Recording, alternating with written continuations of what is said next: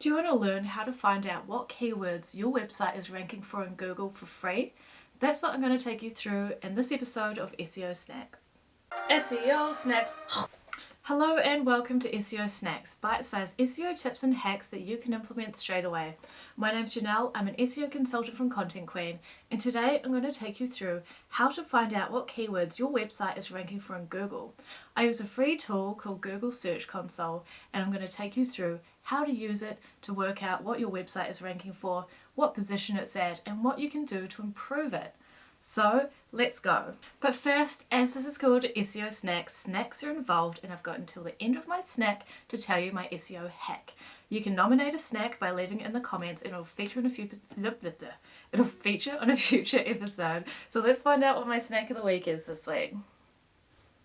And this week's snack is a mini box of Smarties. Oh, yum, I hope they make me smarter. These are like a childhood treat. Wow. Yeah, definitely gonna up my game on the smartness scale. They don't taste like I remember them. Nestle, come on, step your game up. So, how on earth do you find out what keywords your website is ranking for in Google without having to pay for expensive SEO tools? Well, Google actually provides its own tool for doing so. It's called Google Search Console. It's completely free and it's from the horse's mouth itself. It's actually something that Google created to give people a tool to see how they're ranking in Google. So I'm going to take you through it step by step, how I use it to determine what pages are ranking for in Google and how you can use it yourself. Let's do a little bit of a tour of Google Search Console. First, let's have a Smartie. Still nowhere near as good as M&M's. Do you prefer Smarties or M&M's? Let me know in the comments. I'll be curious to find out what you think. Cool, so Google Search Console. First, you need to create an account and you need to verify your website domain to prove that you own it. So what you need to do is go to search.google.com/search-console, and then you can start by entering your domain information. So how I would normally get a domain verified is not to use the domain verification because it's quite complicated. I'm a simpleton and I like to keep things easy, so I'd go for the URL prefix. So say I wanted to verify my website.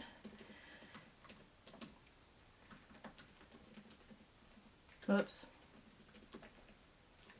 I'd pop it in there and then I'd click on continue.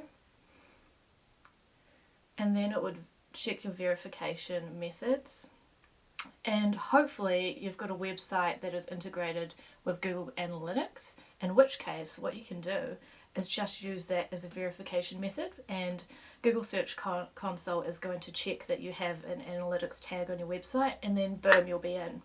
If you don't have analytics, you're going to have to do the HTML tag, which you add to the meta tag of your site's homepage. So there you have to do it in the back end of your website. If you're using WordPress, you're going to have to use a headers and footers plugin. And if you're using Wix, then you can add a meta tag to your website quite easily. But you're just going to have to do the method that's best suited to the platform that you use, whether you're using Squarespace, Wix, or WordPress. And also analytics is probably the easiest way to go about it. So once you're verified, you can have access to Google Search Console and you can see how that website is ranking in search results. One thing to be mindful of is that it doesn't backdate information, so as soon as you link this up, you're going to have to wait a couple of months to actually see what you're ranking for, because it only goes from the time that you integrate it. So you can't see what you've been ranking for the past year. You just have to be patient and then wait a few weeks, and then you'll start to see those rankings come through and those keywords that you're ranking for. So I highly recommend you get this set up ASAP. So as soon as you create a website, you should be able to go straight in, link it with Google Search Console, so you'll be a step ahead of your competitors who don't do this. And you're going to easily be able to work out what your website's ranking for in Google for free. So once you've verified ownership of your website, you'll have access to Google Search Console, where you can see information about your website. So as I said before, you've got to wait some time for the keywords to pull through and the data to start being collected. But say a month or two after you've connected them, you can get some great insights. So I'm going to take you through a bit of a tour of Google Search Console itself, what tabs I'll be looking at, and what information I would think is most beneficial to seeing how you're ranking. So once you're in, I'm just looking at one of my clients, which is a small photography website that hasn't been around for very long. They haven't actually been doing much SEO on it. I just did the starting SEO on this website, so I don't expect it to have great growth. But let's see how it's performed over the past 6 months. So you're going to go into the overview tab first and foremost. It's going to give you how many clicks you've had over the last 3 months and also how many pages are valid on your website. So it says 11 pages in total. It's a small site. Also tells you the mobile usability, whether you've got any errors there, because if your website isn't mobile optimized, that's going to affect its SEO. So what I do is I'll go into the performance tab. This is probably where I live most of the time. And say let's put in information over the past 6 months. You can change the date, you can do a custom date. Just be mindful, if you've just connected it, you're not going to have this information straight away. You're going to have to wait some time. So this here tells you how many clicks you've had through Google, through Google specifically. So it's only had 66 in the past 6 months, but it's a small website. It's not being promoted. It's sort of just sitting there for this client. They haven't really done much promotion or SEO yet. How many impressions, so that talks about how many times it's been featured in Google search results, but not necessarily people clicking through. So of the how many times it was shown and of the amount of clicks it's received, that means it's had a 2.6% click-through rate, which isn't bad. So I feel like a 5% click-through rate is really good. So 2.6 isn't bad. So I mean, if it was 1 or less, then you probably have a bit of an issue, but 2.6 is pretty good. Average position, which is 54.8, so that's its average position in search results, which, taking into account every page it has and every keyword it ranks for, that's the average. So it's probably not a great number, but when you dial it down and click on it and then go down here, it'll tell you the average position for each page. So this still isn't a great indication, because this is taking into account the past 6 months. That's not necessarily to say that because it's 29.5 on average that it's that at the moment. It may have improved. So I would just take this as an indication, but not an actual determined figure, you know. So going down, these are the different queries that this website is ranking for. How many clicks each query has had so far, how many impressions, and its average position, as we just mentioned. So you can see it's ranking for things, it's a photography and videography website. So it's ranking for things like affordable videographer, wedding videographer Wellington, videography services. So it's ranking for keywords that we want it to be ranking for. But this tells me what Google thinks it's relevant for. So if I were to take some things that I hadn't actually thought of, these are keywords that I could add to my pages to help them rank higher and provide more context. So things like promotional videos, I could add to my videographer Wellington page. And other than that, it's just about going through and seeing what you're being found for and what Google thinks you're relevant for. And if they're keywords you hadn't thought about before, maybe add them to the copy of your web page or create a brand new page specifically about that service.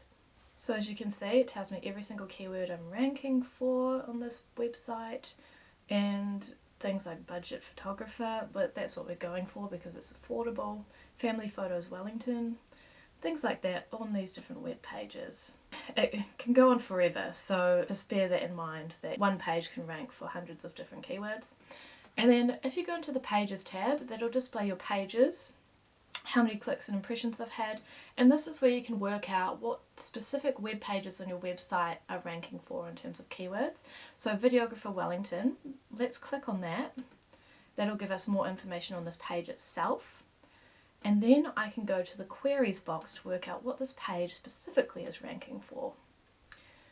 And then it doesn't mesh up all the different keywords on your entire website. You can drill it down by particular pages, and then you just go and see more of the rows. And that tells you what this web page is ranking for. So as you can see, it's not having many impressions and not many clicks for a lot of these, but these are relevant keywords that I should weave into the copy on this web page to make it more relevant for these search terms. That's definitely something I should be doing in order to better optimize this page. And then you go back to pages. If you want to look at the rest of them, you exit out of the current page you're in. And then you can see other pages that you're ranking for. Like family photographer, let's have a look here and see what search terms it's ranking for. So what this graph is showing me is that Google isn't really sure whether or not this page is worth showing yet. It was very new, this website's only 6 months old. But then in January, it's like, nope, that's cool, we'll be showing you more consistently from now on because you've sort of served your time and proved that you're relevant for these queries and your domain is, you know, more than 6 months old now. So the age of a domain or a website, Google takes that into account when it's ranking it. So it's only natural for rankings to improve over time on a website, providing it's following best practice. But also if you're creating great content, building links, you're going to see faster results. But this website, they haven't wanted to do any promotion or anything because it's just a side hustle. So at the moment it's just sitting there. So it's amazing to see what improvements can happen even when you don't do anything to the website itself. So let's see what queries it's ranking for. So this is a family photography page, so we'd expect it to rank for family photography sort of search terms. And it is family photographer, family photos Wellington, affordable family photography. So these are things that I'd expect this page to rank for. And I guess the relevance is pretty clear that Google understands that this web page is about family photography. Okay, if you voted for Smarties, you have no taste buds. So there you have it. That's how to find out what keywords your website is ranking for free using Google Search Console. I hope you found that useful. If you have any questions at all, leave them in the comments and I'll get back to you. And also, if you'd like to nominate a snack, leave it in the comments and it will feature in a future episode. No more Smarties, please. They're just not as good as M&Ms. I hope you'll join me next week where we cover SEO versus paid advertising. So please subscribe, hit the bell button so you don't miss a future episode, and I look forward to speaking to you then. Thanks, bye! SEO snacks.